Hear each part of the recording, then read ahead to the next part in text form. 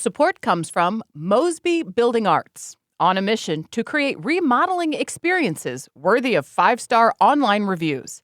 See the difference at callmosby.com. From St. Louis Public Radio. This is the Politically Speaking Hour on St. Louis on the Air. I'm Jason Rosenbaum. For some, the word filibuster causes them to immediately think of this scene from the classic film Mr. Smith Goes to Washington. All right, sir, I guess I'll just have to speak to the people of my state from right here. And I'll tell you one thing, that wild horses aren't going to drag me off this floor until those people have heard everything I've got to say, even if it takes all winter. In this climactic sequence, Jefferson Smith chooses to stand and speak out to block legislation from passing in the U.S. Senate. The scene showcases how one voice could stand in the way of corruption and graft. And I find that if I yield only for a question or a point of order or a personal privilege, that I can hold this floor almost until doomsday. In other words, I've got a piece to speak. And blow hot or cold, I'm going to speak it. But while the talking filibuster was used quite often throughout the history of the U.S. Senate, it's not in place today. If a senator or senators want to prevent a bill from passing, all they have to do is file an intent to object. And that presents a dilemma for Republicans who are feeling pressure to pass legislation that President Donald Trump backs. One of those bills is the Save America Act that, among other things, would severely restrict absentee voting and require proof of citizenship to register to vote. But as it stands now, there's no pathway to pass the Save America Act with the current filibuster rule in place. And that's why some conservative influencers are pressuring GOP leaders to adopt the talking filibuster. It's unlikely that the Save America Act passes the U.S. Senate in its current form without changing the filibuster rules, and that's made this week's debate on the bill more theater than substance. For his part, Congressman Eric Burlison of Greene County would like to adopt the talking filibuster to pass the Save America Act, but also because he contends it would make legislating in Washington, D.C. better. Burlison is a former Missouri state senator, and the Missouri Senate does have a talking filibuster, allowing Democrats and Republicans who clash with leadership to hold up legislation. And since senators can hold the floor as long as they can remain standing and talking, it often leads to some entertaining moments, like how Senator Stephen Weber of Columbia opined last year on how my beloved Milwaukee Bucks would perform in the 2025 NBA playoffs. We're gonna stick a pin in the Bucks. We're gonna come back and talk about them extensively here when we have some time, because their future is not looking bright. Weber, who was pretty prophetic about how bad the Bucks would get, is supportive of Burlison's idea of bringing the talking filibuster to the U.S. Senate, as is former state senator Jeff Smith, who wrote in a 2022 Missouri Independent column that the filibuster should be, quote, something about which committed minority members feel so strongly that they are willing to stand day after day, night after night, public opinion be damned. I spoke with Congressman Burlison last week and first asked him why he thinks the talking filibuster would be better than the current way senators block bills in the U.S. Senate. That's a great question. So, just from experience being a state senator, you know how it works. And it is a painful process for both the majority party and for the minority party. In fact, when people ask me, I will say all the time, the worst, probably the most grueling political job I ever had was being a state senator, because you often are working late into the evening, sometimes even into the early morning. Sometimes it continues into the next day. But a lot of times, that's the only way to get anything of substance done. And what happens is it causes a real debate to occur. And while people are going through the process of having to stand on the floor and talk, they usually have a surrogate in the back room negotiating. And you don't always get what you want, but sometimes you use the rolling stone, you can get what you need, right, out of that. And so it often sparks negotiations, and sometimes those negotiations return a better product. Sometimes it's a little bit watered down and it's not as much as you wanted, but at least you were able to get something. But what we're facing right now in the U.S. Senate is a group that has, according to tradition, and this is not according to rule, people are often getting this confused, that they have to change the rules in order to do a talking filibuster. It's really just their tradition. They have not, for quite some time, I mean decades and decades, they have not moved to the debate, and as a result, they end up just saying, well, since we don't have 60 votes, in other words, we don't have enough to do a PQ, then we won't proceed to debate on this topic, and as a result, no one actually stands on the floor and physically does the hard job of filibustering. In Missouri, a filibuster can be broken if a majority of senators vote on a previous question to force a vote on something. In a talking filibuster scenario, could a filibuster just be broken with a majority vote, or would it still need to be 60 votes under your vision of what the talking filibuster would be? Yeah, according to the rules, you can break the talking filibuster with a vote of 60 votes on the U.S. Senate. In addition, in Missouri, you can talk as many times as you wish. So if you've got 4 or 5 people, they can take turns until the cows come home. But in the U.S. Senate, those senators are limited to only being able to speak twice. So in the moment that they, rest their hand on their desk or do certain things, it's all depending upon what the clerk has been instructed to do, or the person that's presiding. They can actually end that debate if the senator has stopped talking or if they've rested. So I think that I would have welcomed those kinds of rules whenever I was in the Missouri Senate. In fact, most of the state senators, I was at a conference this weekend with a lot of former Republican state senators that are now congressmen, who were pushing back, letting the speaker know that that's not how this is going to work. What's ironic, Jason, is you have a lot of state lawmakers, who have more knowledge about the U.S. Senate and their rules and how it would actually carry out, because we've done it. We've actually done the talking filibuster, and the U.S. senators have not. Now we've got Eric Schmidt, who I think they should probably be leaning on more than anybody, because he knows how that works very well. He did that for 8 years. Yeah. And so just to be clear, and I don't know the U.S. Senate rules as much as I do the Missouri Senate rules.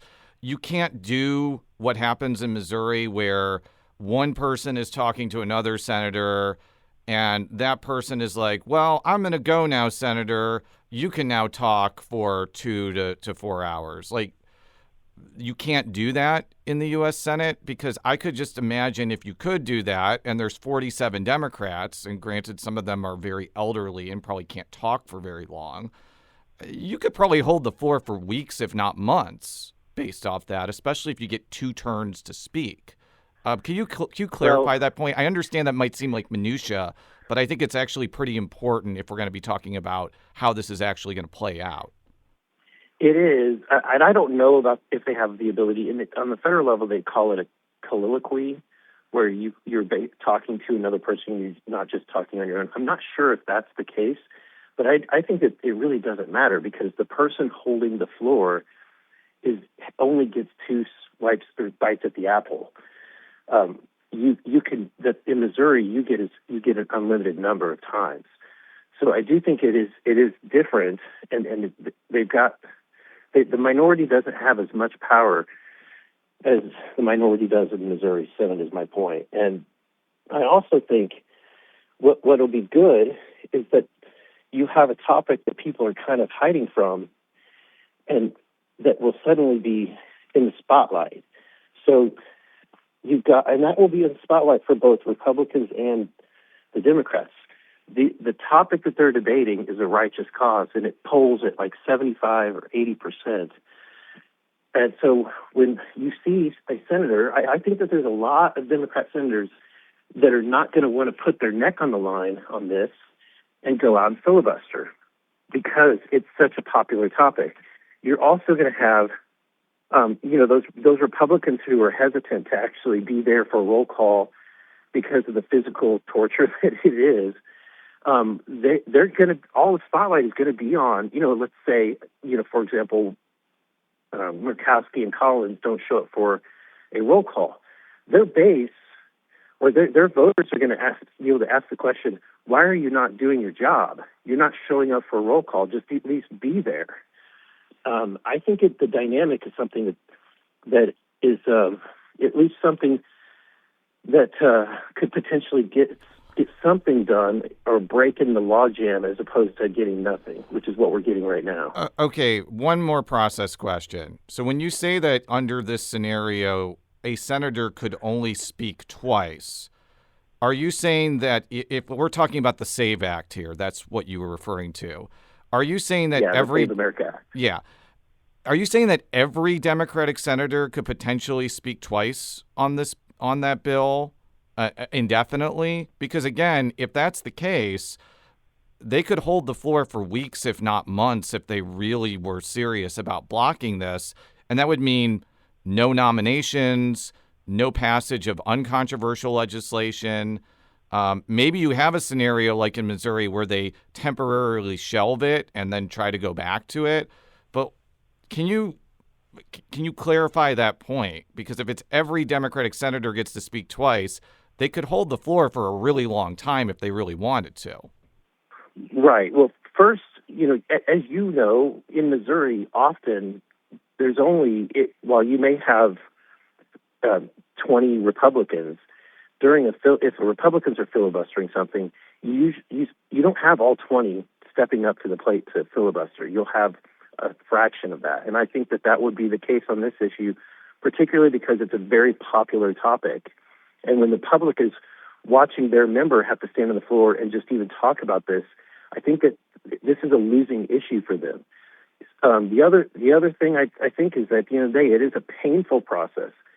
And what it will do, as you know as very well too, is that you'll start seeing negotiations that will be about the bill itself, as well as all of the other package of bills, whether they're the must-pass bills of the FISA or the water bill, the road surfacing bill, all of the bills that are kind of in the hopper that really must pass this year, that will all start getting negotiated. At least that's how it would work in the Missouri Senate, right? As you close in on the end of session, you start building a package of building an agreement so that the reason is because people don't want to go back to the painful process of having filibusters on each and every one of these things. So deals are struck, but at least things start moving. I want to make clear before I ask this next question, I think you're completely sincere in wanting a talking filibuster, and even several prominent Democrats in Missouri, like Senator Stephen Weber of Columbia and former Senator Jeff Smith of St. Louis, they support using the talking filibuster for the reasons that you mentioned, because it often prompts compromise when it comes to legislation that no one is really happy about, but it allows for actual stuff to get done. But I'm going to be brutally honest here. I have seen a lot of social media commentators on the right basically say that the talking filibuster is going to be a magic wand that is going to make it easy to pass the SAVE Act.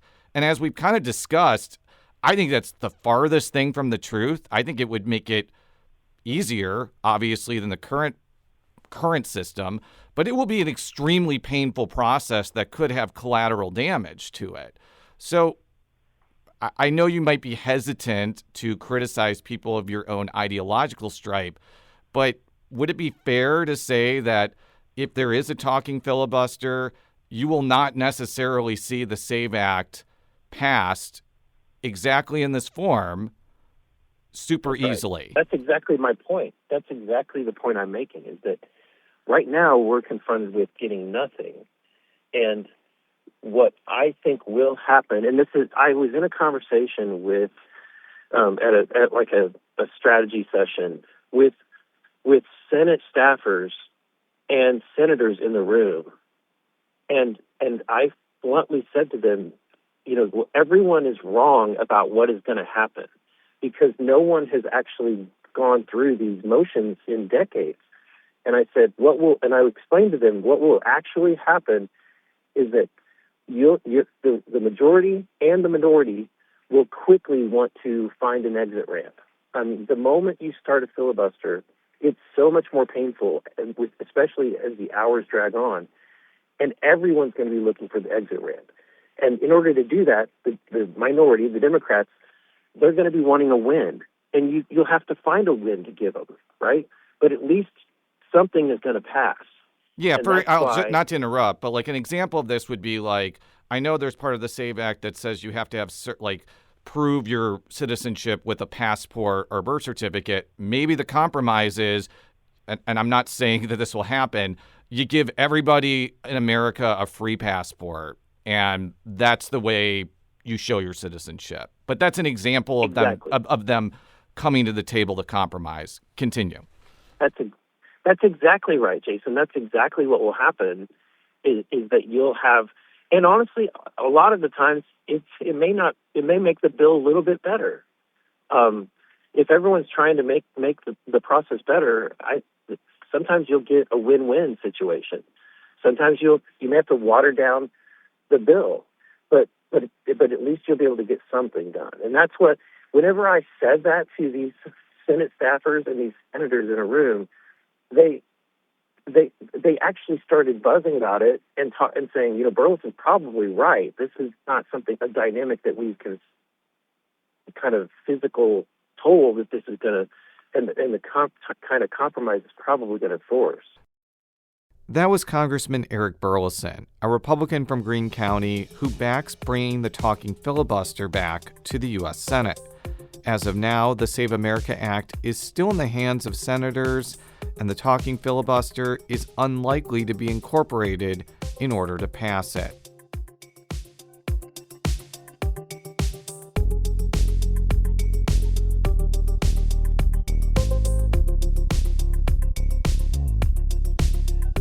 This episode was produced and recorded by Jason Rosenbaum. Audio editing by our executive producer, Alex Hoyer. And I, Jason Rosenbaum. Podcast design by Aaron Dorr. St. Louis on the Air is a production of St. Louis Public Radio. Understanding starts here. Do you find yourself regularly listening to episodes of St. Louis on the Air? Suggest us to a friend you think might enjoy our conversations.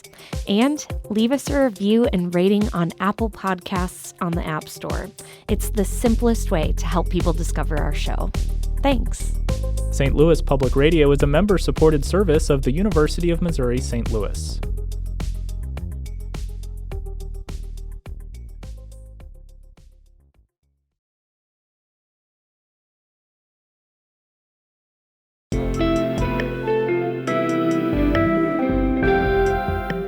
The Gateway brings you the day's news each weekday from around the St. Louis region and the state capitals in Jefferson City. Our schools are accredited. We don't need this bill. And Springfield. How many more years must pass before lawmakers see time is of the essence? I'm Abby Larico. Join me each weekday for The Gateway on the STLPR app or wherever you get podcasts.